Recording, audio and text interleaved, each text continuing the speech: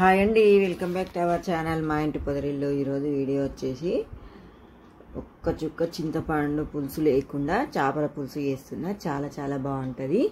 Taste అయితే అసలు అద్భుతం అనుకో. మా అత్తమ్మ అడుగుతుంది అనమాట చేపలు. ఇవేమో ఫ్రై చేయడానికి, కూర చేయడానికి వేరే ఉన్నాయి. ఒక 4-5 కిలోలు అట్లా తెచ్చినాం అనమాట చేపలు. కడాయి పెట్టుకొని ఒక స్పూన్ ఆయిల్ వేసుకొని, ఒక ఉల్లిగడ్డ, ఒక 10-12 పచ్చిమిర్చి, ఒక టమాటా వేసుకొని మంచిగా ఫ్రై చేసుకోవాలి. దగ్గరికి మంచిగా ఫ్రై అయిన తర్వాత మిక్సీకి వేసుకోవాలి. మెత్తగా ప్యూరీలాగా వేసుకోవాలన్నమాట. మిక్సీ పట్టుకున్న తర్వాత మళ్ళీ ఒక 2 స్పూన్ల ఆయిల్ వేసుకోవాలి. వేసుకొని మనం మిక్సీ పట్టుకున్న పేస్ట్ వేసుకోవాలి. వేసుకొని మంచిగా ఫ్రై చేసుకోవాలన్నమాట. పచ్చికారం వేసి, చింతపండు పులుసు లేకుండా పచ్చికారంతో చేపల పులుసు అనమాట. ఇగో మామిడికాయ తురుము అనమాట. మామిడికాయ ఫస్టే తురిమి పెట్టుకున్నా నేను. ఉల్లిగడ్డ పేస్ట్ వేసుకొని, మామిడికాయ తురిమి వేసుకొని మంచిగా ఉడికించుకోవాలి. టేస్ట్ అయితే చాలా బాగుంటుంది. చింతపండు లేకుండా కాబట్టి హెల్దీ కూడా. మామిడికాయ పులుపు బాగుంటుంది. మళ్ళీ కారం కూడా ఎర్ర కారం కాదు, రెడ్ చిల్లీ పౌడర్ కాకుండా పచ్చికారం బాగుంటుంది అనమాట.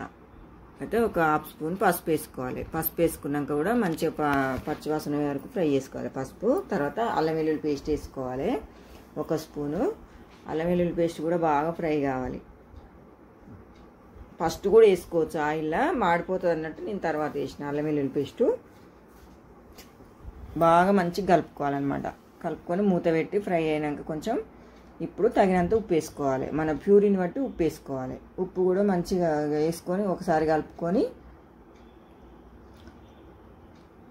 జరసేపు ఉడికించుకోవాలి. తర్వాత మిక్సీ కడిగిన నీళ్ళు పోయాలన్నమాట. మిక్సీగా ఇట్లా ఉల్లిగడ్డ పేస్ట్ ఇట్లా ఉంటుంది కదా, మనం కొంచెం ఆ మిక్సీ కడిగిన వాటర్ పోయాలి. మనకు చిక్కగా అనిపిస్తుంది కదా, చిక్కగా ఉంటేనే బాగుంటుంది చేపల పులుసు. కానీ ఇంకా కొంచెం వాటర్ వేసుకోవాలి. మొత్తం టోటల్గా ఒక 150 ml అట్లా వాటర్ అనమాట. ఒక పెద్ద చాయ్ గ్లాసుడు వాటర్ అయితే సరిపోతుంది. తర్వాత జీలకర్ర మెంతుల పొడి, ధనియాల పొడి వేసుకోవాలి. వేసుకొని మంచిగా కలపాలన్నమాట. ఇప్పుడు ఉండలు కట్టకుండా ధనియాల పొడి, జీలకర్ర మెంతుల పొడి కూడా బాగా కలవాలి. గంటతో ఇట్లా మరలేసి కలిపితే మంచిగా కలుస్తుంది అనమాట. క్రీమీగా బాగా వస్తుంది. ఇప్పుడు ఆయిల్ పైకి తేలింది కదా, ఇప్పుడు చేప ముక్కలు వేసుకోవాలి. చేప ముక్కలు వేసుకొని ఇంకా నెమ్మదిగా కలుపుకోవాలన్నమాట.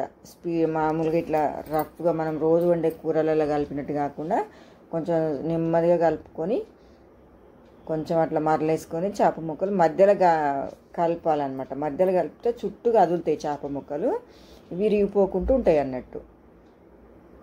ఇట్లా కలుపుకొని మూత పెట్టుకొని ఒక 5-6 నిమిషాలు ఉడికించుకోవాలి చిన్న మంట మీద. ఇట్లా లైట్గా ఉడుకుతుంది కదా, మళ్ళీ ఒకసారి నెమ్మదిగా కలుపుకోవాలి. ఉడికిందనమాట. 5-6 నిమిషాలు ఉడికించుకున్న తర్వాత మళ్ళీ జరసేపు ఉడకబెట్టుకోవాలి. నెమ్మదిగా కలుపుకోవాలి. లేకపోతే అంటే లైవ్ చేపలు అనమాట, ప్రాణంతో ఉన్న చేపలే ఇవి. ఎప్పుడు పట్టినాయో కాదు, మాకు తెలిసిన వాళ్ళు మా ఫ్యామిలీ ఫ్రెండ్స్ పంపించారు అనమాట. ఇక ఎంత చిక్కగా ఉంది చూడు. అది సూప్ అయితే క్రీమీగా చిక్కగా సూపు. పచ్చికారము, మామిడికాయ తురుముతోటి, చింతపండు లేకుండా చాలా చాలా టేస్టీ హెల్దీ చేపల పులుసు అనమాట. మంచిగా ఉంటుంది. అన్నంలోకైనా బాగానే ఉంటుంది. ఇది చిక్క గ్రేవీ ఉంది కాబట్టి చపాతీకి కూడా చాలా బాగుంటుంది. ఇంకా తర్వాత ఫైనల్గా కొత్తిమీర వేసుకోవాలి. ఇక కొత్తిమీర వేసుకొని స్టవ్ ఆఫ్ చేసేయాలి. కొత్తిమీర వేసుకున్నాక ఇక మన చేపల పులుసు చేసిన రోజు కాకుండా తెల్లారి తింటే చాలా చాలా టేస్టీ ఉంటుంది. చేపల పులుసు అయినా సర్వపిండి అయినా సరే. ఇక వంట చేసేటప్పుడు వంట బండ చూడు ఎంత ఉందో, ఘోరంగా ఉంది అసలు వంట బండ అయితే. మొత్తం చిన్నగా ఉంటుంది అనమాట మా వంట బండ. మొత్తం వంట బండ నిండా సామాన్లే, పిచ్చిగా. ఓకే అండి, చాలా బాగుంటుంది చేపల పులుసు. పచ్చికారం, మామిడికాయ తురుముతోటి ట్రై చేయండి. ట్రై చేసి కామెంట్ బాక్స్లో చెప్పండి ఎట్లొచ్చిందో.